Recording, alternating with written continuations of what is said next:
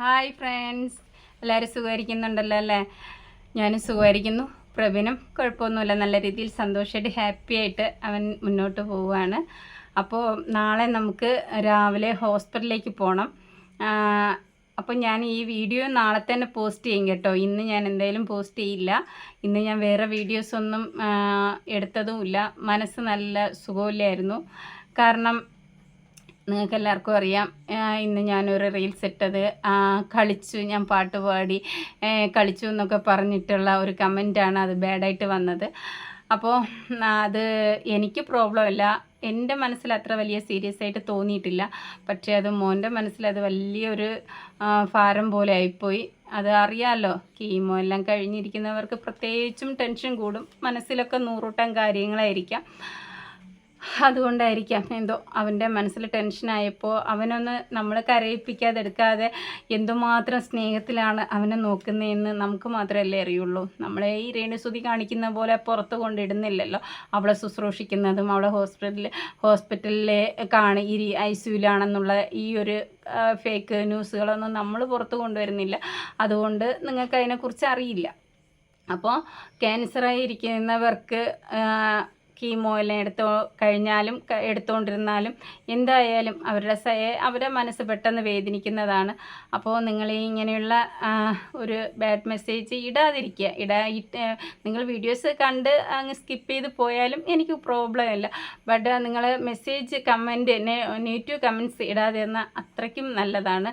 അപ്പോൾ ഓക്കെ, അവൻ long video അധികം കാണില്ല. അതുകൊണ്ട് നിങ്ങൾ ലോങ് വീഡിയോയിൽ എന്ത് മെസ്സേജ് വേണമെങ്കിലും ഇട്ടോ, കുഴപ്പമില്ല കേട്ടോ. നിങ്ങളുടെ മനസ്സിൽ അവനെ എന്തൊക്കെ പറയാൻ തോന്നുന്നത് എല്ലാം പറയും, എനിക്കൊരു കുഴപ്പമില്ല. പക്ഷെ അവൻ കാണാതെ മാത്രം ഇരുന്നാൽ മതി. ഓക്കെ, അപ്പോൾ നിങ്ങളുടെ മനസ്സിൻ്റെ ആ ഒരു വലിപ്പമില്ലേ, നിങ്ങൾക്ക് എല്ലാവർക്കും രേണുസുതിയാണല്ലോ പ്രധാനം. ബാക്കി കുട്ടികളും ഒന്നും നിങ്ങൾക്കൊരു പ്രശ്നമില്ലല്ലോ.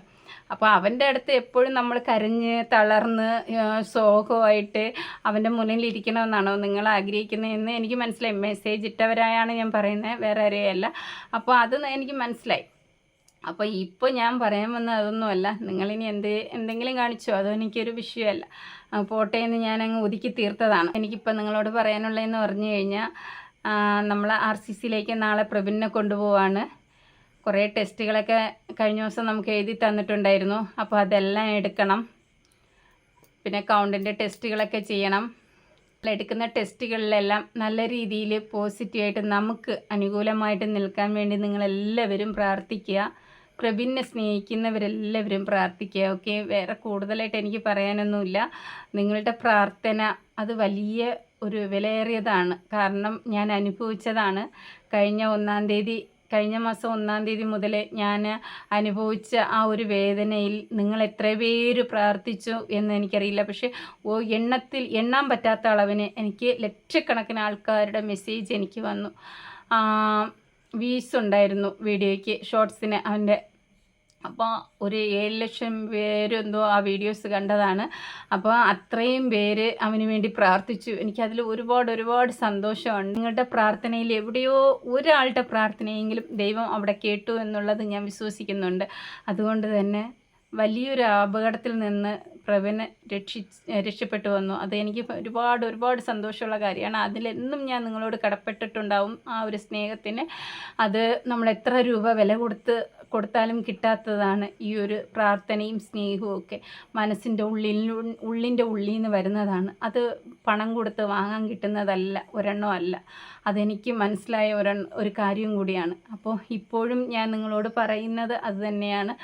പ്രവീണിന് വേണ്ടി നാളത്തെ ടെസ്റ്റുകളിലെല്ലാം, അതായത് മെയിനായിട്ടുള്ളത് നമ്മളെ CTയും പിന്നെ എക്സ്റേയും ആണ്. അപ്പോൾ അവന് വേണ്ടി ഒരുപാട് പേര് ഉപവാസം ഇരുന്ന് പ്രാർത്ഥിക്കുന്നുണ്ടായിരുന്നു. ഞാൻ മെസ്സേജൊക്കെ കണ്ടു. ഷീജ മേഡം മെസ്സേജ് ഞാൻ കണ്ടു. ഷീജ മധു അച്ഛൻ്റെയും അമ്മയുടെയും മെസ്സേജുകൾ ഞാൻ കണ്ടു. ഒരുപാട് സന്തോഷം അച്ഛ, അമ്മ. അപ്പോൾ എൻ്റെ അവനെ സ്നേഹിക്കാനും ആയാലും എന്നെ സ്നേഹിക്കാനായാലും നിങ്ങളൊക്കെ ഉള്ളൂ. അപ്പോൾ അവന് ഞാൻ നിങ്ങളെ ആരെയും കാണുന്നില്ല, ദൈവത്തിന് തുല്യമാണ് അവൻ നിങ്ങളെ കാണുന്നത്. പലപ്പോഴായിട്ട് ഞാൻ നിങ്ങളോട് പറഞ്ഞിട്ടുണ്ട്, ദൈവത്തെ നമ്മൾ ആരും കണ്ടിട്ടില്ലല്ലോ. ദൈവത്തോട് നമ്മൾ പ്രാർത്ഥിക്കുന്നു. അതുപോലെയാണ് ഞാൻ നിങ്ങളോട് പറയുന്ന കാര്യങ്ങൾ. നിങ്ങൾ ഞങ്ങൾക്ക് വേണ്ടി പ്രാർത്ഥിക്കുന്നു. ഇപ്പം ഞങ്ങൾക്ക് ദൈവമായിട്ട് ഞങ്ങളുടെ മുന്നിൽ നിൽക്കുന്നത് നിങ്ങളാണ്. അപ്പോൾ ദൈവവും ബൈബിളും പറഞ്ഞിട്ടുണ്ട്, ഞാൻ നേരിട്ട് നിങ്ങളുടെ മുന്നിൽ വരില്ല, ആരെങ്കിലും മുഖേനേ ഞാൻ നിങ്ങളുടെ മുന്നിൽ വരുള്ളൂ എന്ന് പറഞ്ഞതുപോലെ ഞങ്ങളുടെ മുന്നിൽ വരാൻ ഇപ്പം നിങ്ങളെല്ലാവരുമേ ഉള്ളൂ. അപ്പോൾ പ്രാർത്ഥിക്കുക. നിങ്ങളുടെ പ്രാർത്ഥന എന്തായാലും ദൈവം കേൾക്കാതിരിക്കില്ല. അപ്പോൾ കണ്ണൊക്കെ നിറയുകയാണ്. എനിക്കിനി അങ്ങോട്ട് പറഞ്ഞ് ചിലപ്പോൾ ഞാൻ കരഞ്ഞു പോകും. അപ്പോൾ അതുകൊണ്ട് ഞാൻ ഇവിടെ സ്റ്റോപ്പ് ചെയ്യാണ് കേട്ടോ. വീഡിയോസ് എന്തായാലും പ്രാർത്ഥിക്കുക, കൂടെ ഉണ്ടാവണം, നല്ല പോസിറ്റീവ് ആയിരിക്കണം, നമുക്ക് അനുകൂലമായിരിക്കണം കേട്ടോ. എടുക്കുന്ന റിസൾട്ടുകളിലെല്ലാം നമുക്ക് പോസിറ്റീവായിട്ട് വേണം വരാൻ, നമുക്ക് അനുകൂലമായിട്ടുള്ള റിസൾട്ടുകളായിരിക്കണം. അതാണ് ഞാൻ പറഞ്ഞു വന്നതിൻ്റെ അർത്ഥം. അപ്പോൾ നിങ്ങൾക്ക് എല്ലാവർക്കും കാര്യങ്ങൾ മനസ്സിലായിട്ടുണ്ടാവും. എത്രമാത്രം ടെൻഷൻ അടിച്ചിട്ടാണ് ഞാൻ നിങ്ങളുടെ മുന്നിൽ വന്നിരിക്കുന്നതെന്ന് നിങ്ങൾക്ക് നല്ലപോലെ അറിയായിരിക്കും. അപ്പോൾ ഒരുപാട് സന്തോഷമുണ്ട്. വീഡിയോസ് എല്ലാവരും കാണുക. കാരണം എത്ര പേരെടുത്ത് ഈ വീഡിയോസ് എത്തുമെന്നൊന്നും എനിക്കറിയില്ല. അപ്പോൾ മാക്സിമം എത്തുന്ന എല്ലാവരും ഒരു നുള്ളെങ്കിലും ഒരു നേരമെങ്കിലും ദൈവമേ എന്നുള്ള ഒരു വിളിയെങ്കിലും വിളിച്ചാൽ മതി, ദൈവം കേൾക്കും. അവൻ്റെ റിസൾട്ടുകൾ അവന് അനുകൂലമായിട്ട് വരാൻ വേണ്ടി പ്രാർത്ഥിക്കുക. Okay, bye. അടുത്തൊരു വീഡിയോയിൽ കാണാം. അപ്പോൾ വീഡിയോ കാണുന്ന എല്ലാവരും കമൻ്റ് ഇടാനും ലൈക്ക് അടിക്കാനും വീഡിയോ ഷെയർ ചെയ്ത് കൊടുക്കുക. എത്ര പേർക്ക് ഷെയർ ചെയ്ത് കൊടുത്ത് പ്രാർത്ഥിക്കാൻ പറ്റുമോ അത്രയും പേർക്ക് ഷെയർ ചെയ്ത് കൊടുക്കുക ഈ ഒരു വീഡിയോ. അപ്പോൾ പുതിയതായിട്ട് കാണുന്നവരാണെങ്കിൽ ചാനലൊന്ന് സബും കൂടി ചെയ്തേക്കുക കേട്ടോ. Okay, by.